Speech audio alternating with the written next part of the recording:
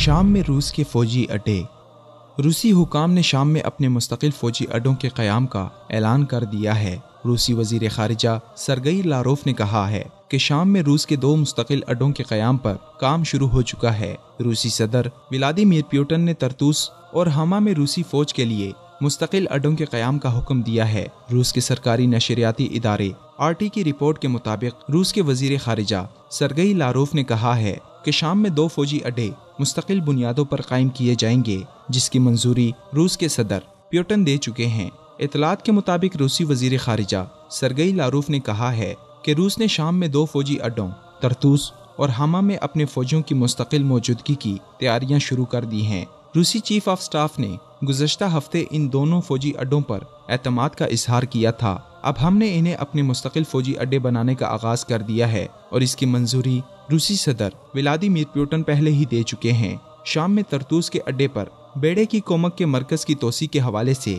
روس اور شامی حکومت کے درمیان معاہدے کی توثیق ہو چکی ہے۔ اس معاہدے کے تحت طرطوس کی بندرگاہ پر ایک وقت میں روس کے 11 جنگی بحری جہازوں کی موجودگی کی اجازت ہوگی، جن میں ایٹمی توانائی سے کام کرنے والے جہاز بھی شامل ہیں۔ روسی صدر ولادیمیر پوٹن نے ماہ دسمبر کے ابتدا میں شام کا غیر اعلانیہ دورہ کیا تھا، جس میں روسی صدر نے حمیمم کے فوجی اڈے کا معائنہ کیا اور ساتھ میں اعلان کیا کہ وہ شام سے جلد ہی روسی فوج کے انخلاء کا سلسلہ شروع کریں گے۔ ایک جانب روس نے شام سے فوجی انخلاء کا عندیہ دیا، جبکہ دوسری جانب شام میں اپنے 2 مستقل فوجی اڈوں کے قیام کا اعلان بھی کرتے ہوئے 2 متضاد رویے اختیار کیے، جبکہ شامی حکومت اور ایرانیوں کے مفاد میں بھی شاید روس کا شام میں ٹھہرے رہنا ہے، کیونکہ موجودہ صورتحال میں اگرچہ بشار، روس اور ایران شامی اپوزیشن پر حاوی ہیں، مگر ابتدائی فتح کے اعلان کے بعد روس کا مکمل انخلاء بشار الاسد کے ہاتھوں سے فتح چھن جانے کے مترادف ہوگا، کیونکہ شام میں لاکھوں مسلمانوں کے قتل عام کے باوجود بھی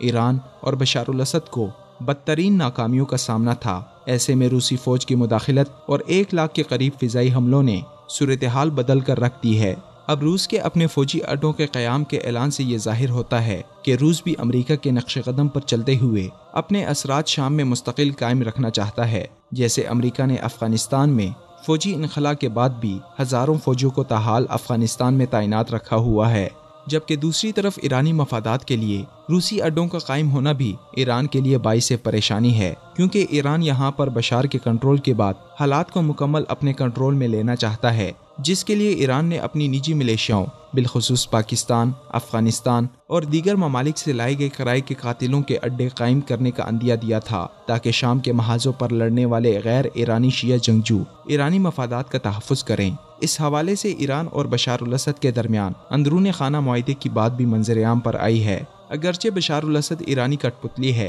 جس کے ذریعے ایران جو چاہے اور جیسے چاہے کروائے، لیکن اس وقت ایران اور روس کے سہارے کھڑا بشار الاسد نہ 3 نہ 13 والی صورتحال سے دوچار ہے، جو کہ شام کے مستقبل میں مزید انتشار، بے چینی اور خون خرابے کا پیش خیمہ بن سکتی ہے، کیونکہ اس وقت شام کے محاذ سے پسپائی اختیار کرنے والی اپوزیشن مسلح تنظیمیں بھی وقتی طور پر خاموش ہو سکتی ہیں، اور اس خاموشی میں ہی نئی حکمت عملی کے ساتھ حملہ آور ہونا بشار الاسد کے لیے ایک نیا چیلنج ہوگا۔ وصال اردو، اندھیری رات میں ایک روشن چراغ۔